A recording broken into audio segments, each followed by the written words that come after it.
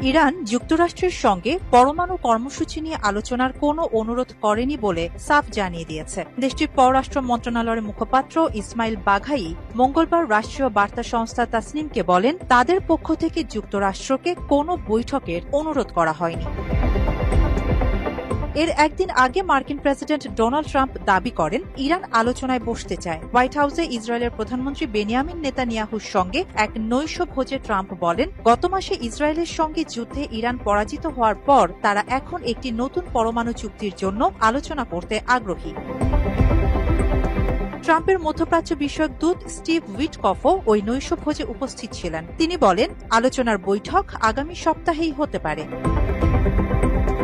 তবে ইরান বিষয়টিকে ভিন্নভাবে দেখছে। পররাষ্ট্রমন্ত্রী আব্বাস আরাকচি ব্রিটিশ দৈনিক ফাইন্যান্সিয়াল টাইমসে প্রকাশিত এক নিবন্ধে লেখেন, তেহরান কূটনীতিতে আগ্রহী, কিন্তু নতুন করে আলোচনার বিষয় আমরা সতর্ক।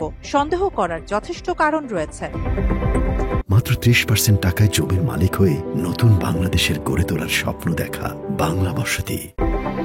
ইরানের প্রেসিডেন্ট মাসুদ পেজেশকিয়ান মার্কিন সাংবাদিক টাকার কার্লসনকে দেয়া এক সাক্ষাৎকারে বলেন, যদি উভয় পক্ষ আস্থা ফিরিয়ে আনতে পারে তাহলে আলোচনা শুরু করতে ইরানের আপত্তি নেই।